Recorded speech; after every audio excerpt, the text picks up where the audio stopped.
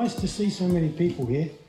And thank you very much to these other instructors who have come up and joined us today. It's really good to have other people here and exploring what we do.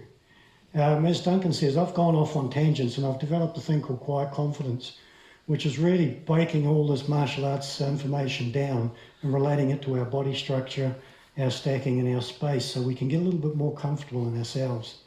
Because if you're going to get in a real situation and you have to think about what you're doing, it's too late.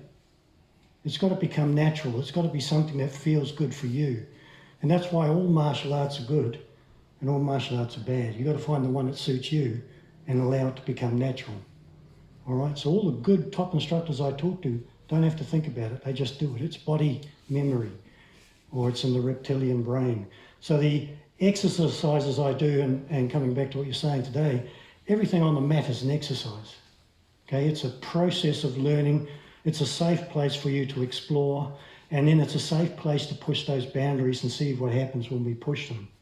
Then we go into sparring and sports stuff, which is all getting points. Again, not too bad.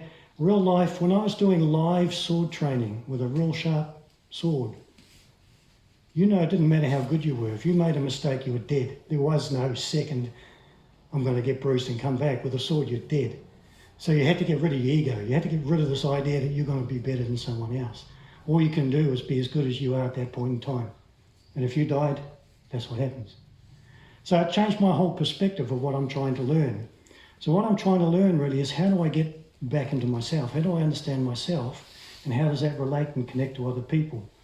And then from my intention, what's the intention I get from the other person?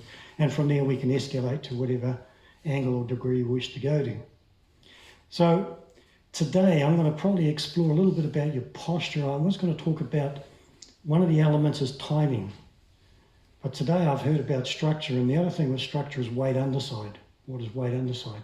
That's what we call it in Aikido, isn't it? Weight underside? Yeah, I call it gravity, but it's putting weight into a situation. So we got somebody here who's obviously a different height to me. So when he comes in here, if you come and grab, and I try to do something up here, our mind, because we're thinking, we got this habit of wanting to come up to the other person. Well, I don't live up here. I live down here. You live about here. So when he comes to interact with me, what I wish to do is invite him down to me, rather than me come up to him. And I see this as a problem in Aikido quite often. They're doing techniques and they're going up to his height, putting themselves very much off grounding. All right? So when I do a Shihonage with somebody here, I'm going to bring him down, oops, lose my headpiece, to me. I'm going to bring him to suit my size rather than me go up to his size, which even means down here, you stay up. It's pointless me trying to come up to his size. If I want to get to an arimi, there's no way I'm going to get up there. So I invite him. So a lot of my Aikido now is talking about inviting this person's structure to change. So when I move in, if I just move in neutrally, there's no connection to this person. So what I do is I reset myself, and already that you can feel has caused weight or gravity into this person. The next thing is to invite his structure to change as I enter. So as I come in, this wrist here is going to start to turn, which is inviting that elbow down, which is going to get that shoulder to start to come down to where I am. So from here now, he's down at my level of information. So all I have to do now is relate my body structure through to take him down. Okay? But it's through the awareness of me and my connection to the other person that allows me to achieve that. How did that feel on your side? Just disappeared. Yeah. And I'm looking for a point where the technique feels more natural rather than forced, because it's less likely to escalate the situation if he's not sure what the hell happened. All right? So when I was in my 20s, I loved to bounce off the walls and I'd be getting in there going hell for leather. As I'm now grey and getting a bit older, I don't like to go hell for leather anymore. So I'm a little bit more smarter, baby. So pick a technique for me out of Aikido. Just rattle one off. Ikkyo is good. All right, let's go from the elbow. I'll go the other hand for me for here so we can see what we're doing. So he's an Ikkyo, even if he's grabbed my sleeve rather than my elbow, and he's going to try and pull me in. You know, bang, this is normally the situation we're related to. If he's going to grab you, he's not going to stand there, he's going to start pulling you into something. We have two options. We use the pull and disrupt his centre, so when he starts to pull, I've already come offline and used that pull to negate the secondary attack. With Ron Russell Sensei, my first instructor, he would use this one to take control of the second one.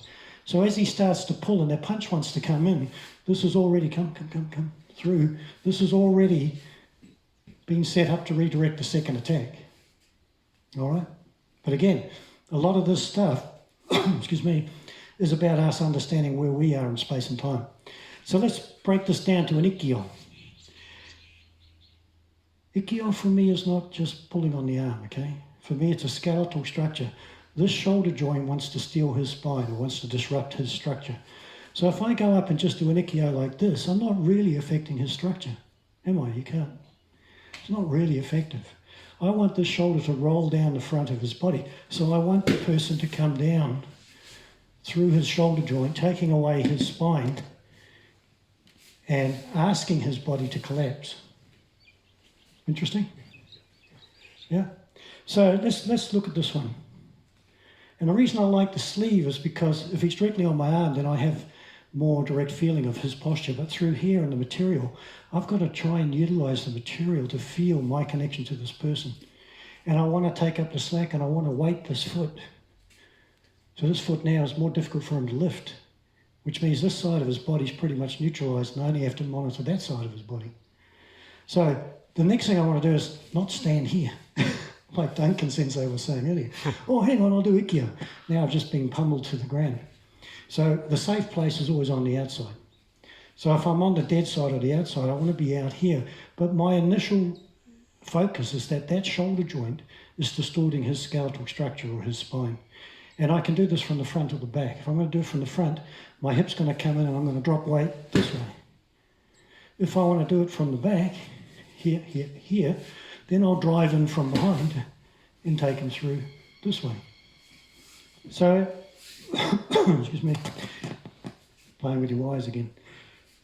Let's do a simple one, all right? We're just going to come round and out, and we're going to come around here, and I wish to invite this shoulder to take away his structure. As soon as I push, he's going to walk. As soon as I push, we're going off to the dairy to get an ice cream, you know. So, and as soon as I pull, he's going to want to pull back, and now we're in a game of struggle. So let's just play that. If I come out here, I take my hip around, I'm on the outside plane, I'm keeping this feeling of weight in his foot, I'm monitoring what else is coming from that side. I'm going to use my hip to roll through and invite the front part of this person, sorry, your name? Craig. Front part of Craig's structure to come down through to the ground from here. And then, of course, from here we can take him down and out.